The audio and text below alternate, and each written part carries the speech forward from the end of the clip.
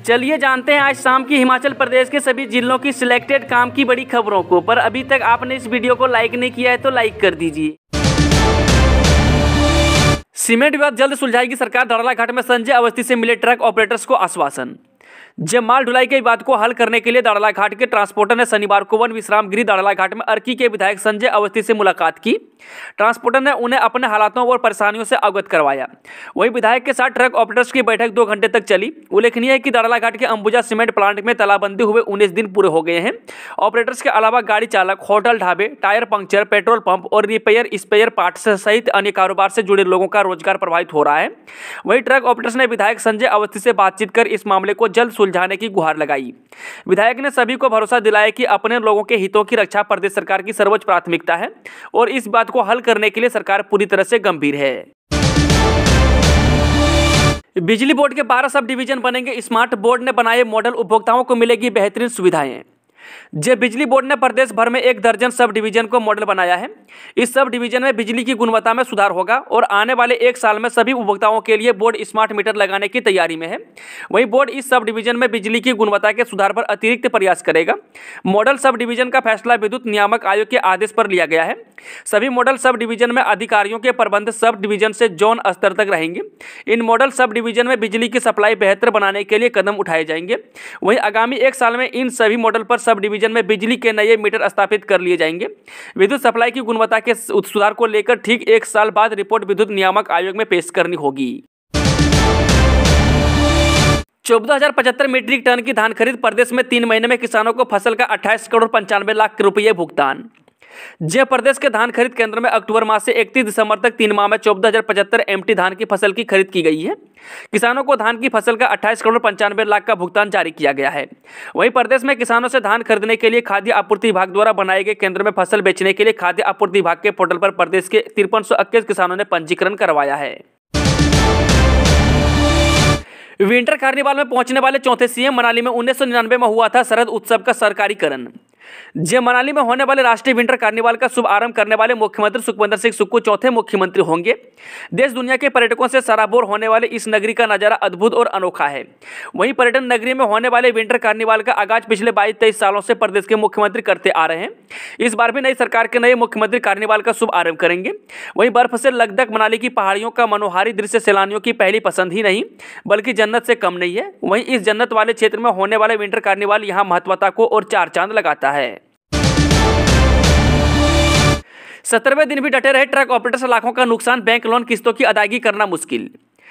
ACC cement plant बरमाना की गई तालाबंदी के बाद ट्रक ऑपरेटरों के समक्ष एक बड़ा आर्थिक संकट बना हुआ है। हर दिन करोड़ों का नुकसान हो रहा है और हर बार मसला वार्ता से आगे नहीं बढ़ पा रहा है। ऐसे में जल्द मसला हल न होने के चलते ट्रक ऑपरेटर्स के समक्ष परिवार के भरण पोषण के अलावा बैंक लोन किस्तों की अदायगी की समस्या भी गहरा गई है। वहीं रविवार को 17वें दिन भी हक पाने के लिए ट्रक ऑपरेटर्स का धरना प्रदर्शन जारी रहा।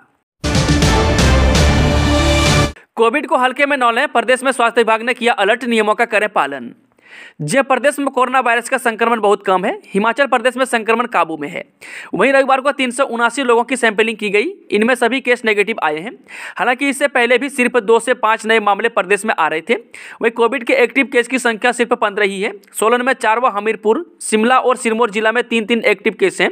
वहीं कांगड़ा और हमीरपुर में 1-1 एक्टिव केस हैं। वहीं प्रदेश में अब तक कोविड के 3,12,652 केस कन्फर्म हो चुके हैं। इनमें से 3,08,424 लोगों ने कोरोना को मात दी है, जबकि 4192 लोग मौत का शिकार हुए हैं। मुख्य आरोपी महिला को होती थी कैश पेमेंट। एजेंट के भाई के खाते में पहले ऑनलाइन ट्रांजैक्शन से आता था पैसा। जे कर्मचारी चयन आयोग में 23 दिसंबर को सामने आए जेओआईटी भर्ती पेपर लीक मामले को 10 दिन हो चुके हैं। विजिलेंस 8 लोगों को अब तक गिरफ्तार कर चुकी है, जबकि 1 दर्जन से अधिक सस्पेक्टेड लोगों से पूछताछ कर चुकी है। 2 दिन पहले गिरफ्तार किए उमा आजाद के बड़े बेटे नितिन आजाद और एजेंट संजीव कुमार के भाई शशि पाल और उमा आजाद विजिलेंस रिमांड पर है। वहीं पेपर बेचने के धंधे में उमा के पास सीधे तौर पर कितना पैसा आया है, इसका अभी सही अंदाजा नहीं लगा पा रहा है। बताते हैं कि पहले पैसा एजेंट संजीव कुमार के भाई शशि पाल के खाते में गूगल और ओनो ऐप के ऑनलाइन ट्रांजैक्शन के जरिए आता था। अभी तक जो बैंक डिटेल जांच टीम के हाथ लगी है, उसके अनुसार आरोपी शशि पाल के खाते में इस तरह की 40 से 50 लाख की ट्रांजैक्शन होने की बात कही जा रही है। कुल्लू में तेज रफ्तार वाहन ने पैदल जा रहे 3 लोगों को कुचला, 2 की मौत, 1 घायल। जय हिमाचल में जिला मुख्यालय कुल्लू से 3 किलोमीटर दूर रविवार की शाम तेज रफ्तार वाहन की चपेट में आने से 2 लोगों की मौत हो गई, जबकि एक घायल को अस्पताल में भर्ती कराया गया है।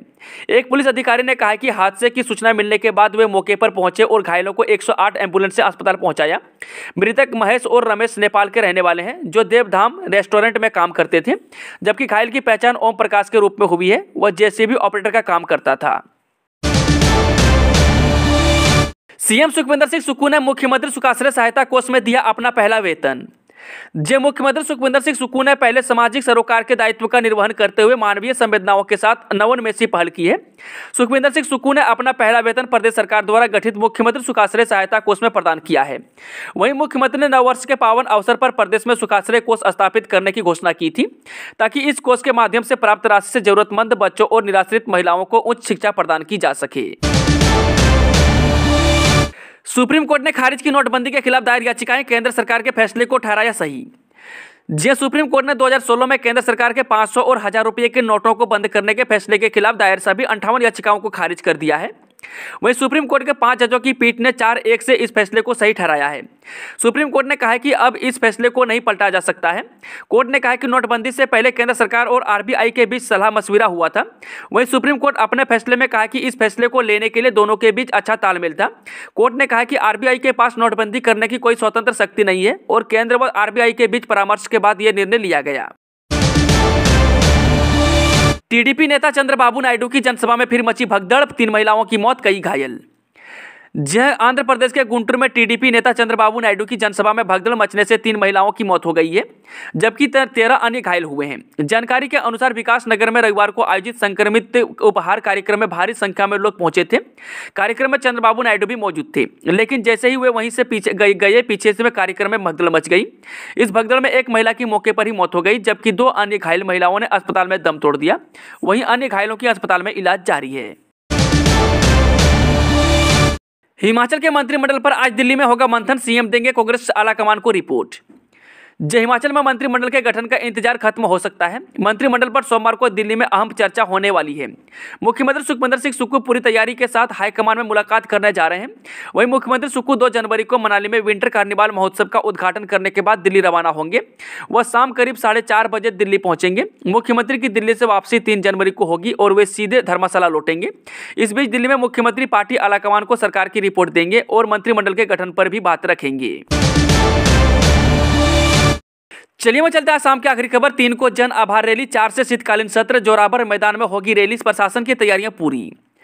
हिमाचल प्रदेश की दूसरी राजधानी धर्मशाला के तपोवन में 4 से 6 जनवरी तक 14वीं विधानसभा के पहले शीतकालीन सत्र का आयोजन किया जाएगा। इसमें विधायकों का शपथ ग्रहण समारोह भी आयोजित किया जाएगा। वहीं इससे पहले 3 जनवरी को प्रदेश की नई सरकार के मुख्यमंत्री सुखविंदर सिंह सुक्खू के पहली बार कांगड़ा पहुंचने पर जन आभार रैली का आयोजन किया जाएगा। इसमें राज्य के पहले उप मुख्यमंत्री मुकेश अग्निहोत्री भी विशेष रूप से मौजूद रहेंगे। वहीं कांगड़ा के 15 विधानसभा क्षेत्र से 15,000 लोगों को कार्यक्रम में शामिल होने की बात कही जा रही है। दोस्तों, आज शाम की खबरों का सिलसिला समाप्त होता है। अगर जानकारी पसंद आई तो वीडियो को लाइक, शेयर, चैनल को सब्सक्राइब जरूर करें।